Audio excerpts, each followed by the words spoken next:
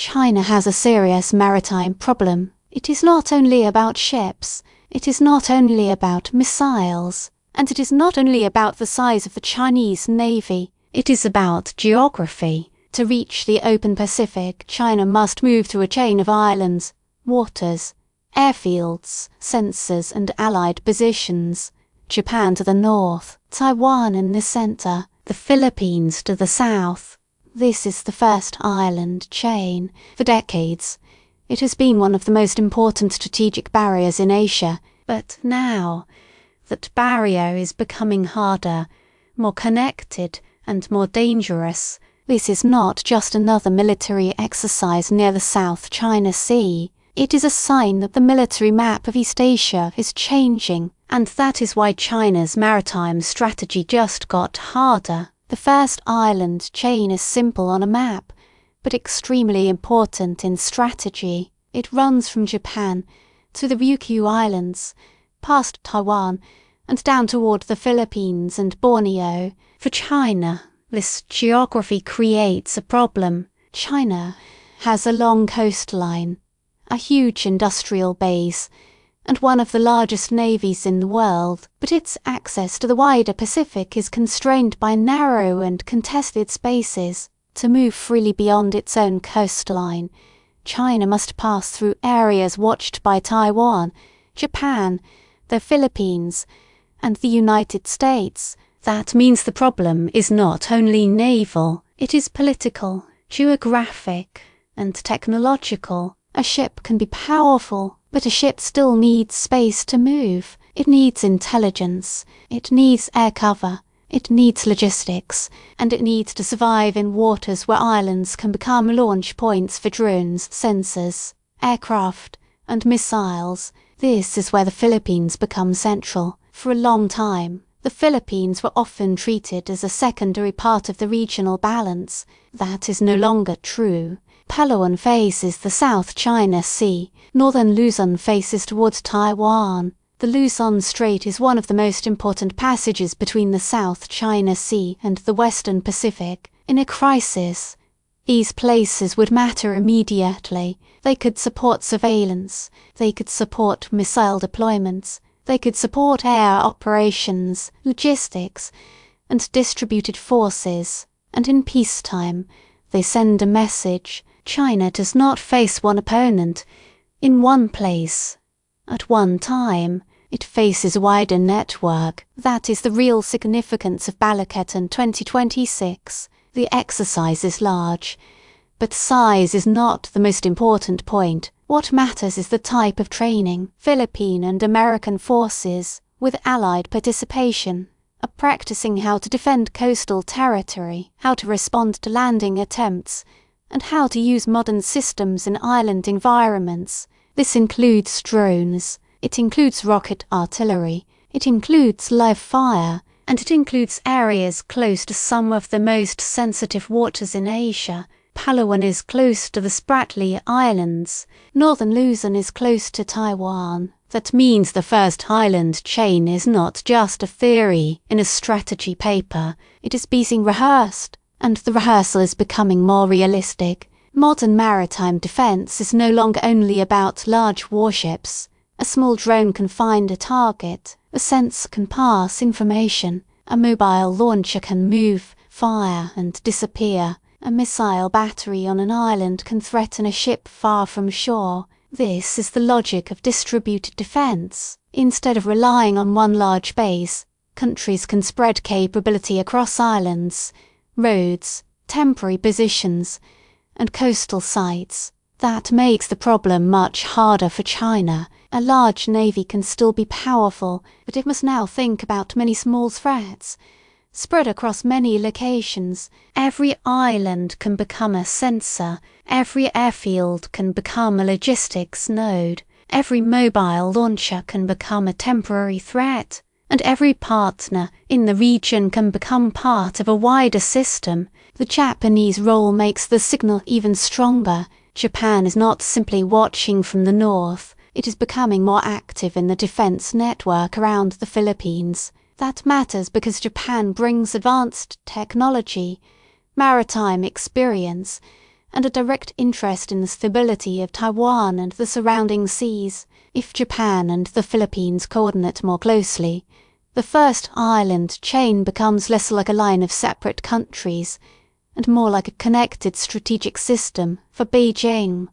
That is a serious development. China can pressure Taiwan. China can operate around the South China Sea. China can expand its navy and coast guard. But if Japan, the Philippines, the United States, Australia, and other partners increase coordination, China must plan against several points at once. The challenge is no longer only how to win a battle at sea. It is how to manage escalation across a large and connected theatre.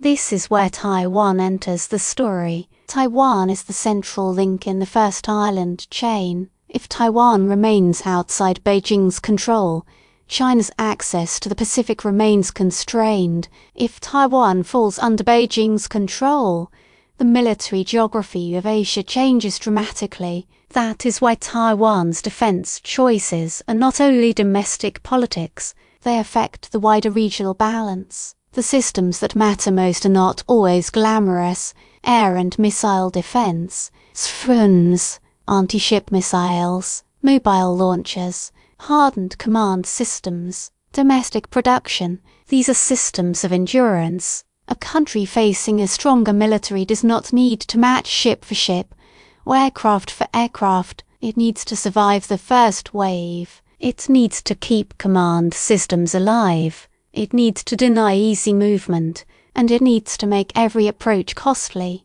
That same logic is now appearing across the first island chain. The Philippines is strengthening coastal defense. Japan is expanding its regional role. Taiwan is under pressure to harden its defenses. The United States is spreading forces more widely, and other partners are becoming more active in the same theatre. This does not guarantee deterrence. It does not remove the risk of war, but it changes the calculation. For China, coercion becomes more expensive when every possible route is watched, contested, and politically sensitive. Pressure near Taiwan can trigger Japanese concern. Pressure near the Spratly Islands can strengthen Philippine cooperation with Washington. Exercises in Luzon can affect planning around Taiwan. A drone, a missile battery, or a temporary airfield can complicate a naval operation. This is the central point. The first island chain is no longer just geography. It is becoming a military network, and networks are harder to break than single points. A single base can be targeted, a single fleet can be tracked, a single alliance can be pressured, but a distributed network of countries, islands, mobile weapons, sensors, and political commitments creates a different kind of obstacle. It forces China to think in several directions at once. North, toward Japan. Center, toward Taiwan. South, toward Luzon and the South China Sea. And beyond that, toward the wider Pacific. This is also part of a larger global trend. According to SEPRI, global military expenditure reached $2.887 trillion in 2025. Spending in Asia and Oceania rose by 8.1%. That matters because the first island chain is not becoming more important in isolation. It is becoming more important at the same time that governments are spending more on defense, rebuilding stockpiles, expanding missile production, and preparing for more dangerous regional crises. China is not weak. It still has enormous military power. It has a vast shipbuilding capacity. It has powerful missile forces. It has a growing air force. And it has the industrial base to sustain long-term competition. But strategy is not only about how much power a country has. It is also about where that power must go. And China's geography forces its maritime power through narrow and contested spaces. That is the problem. The stronger China becomes, the more seriously its neighbours prepare. The more its neighbours prepare, the harder it becomes for China to move freely, and the harder movement becomes, the more important the first island chain becomes. That is why the current exercises matter. They are not only military theatre, they are a preview of a changing regional system.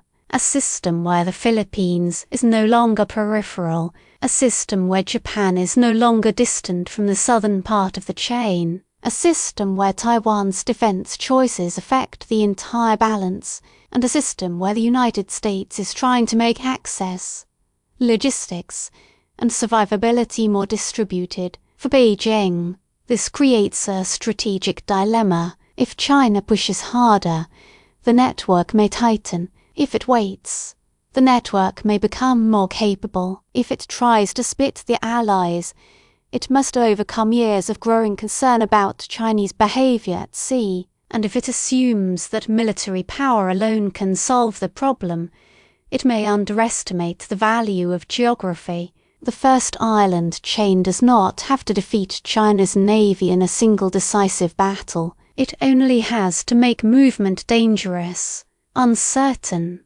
and costly. That is enough to change planning. That is enough to complicate coercion, and in a crisis, that may be enough to shape the outcome. So the real story is not just that one exercise took place near the South China Sea. The real story is that the map is becoming militarized in a more coordinated way. Japan, Taiwan, the Philippines, and the United States are not identical actors. They do not have identical interests, but they are increasingly responding to the same strategic pressure. China wants more room to operate at sea. The first island chain is becoming the place where that ambition meets resistance, and that is why China's maritime strategy just got harder. If you found this analysis useful, leave a like, subscribe to the channel, and turn on notifications so you do not miss the next report.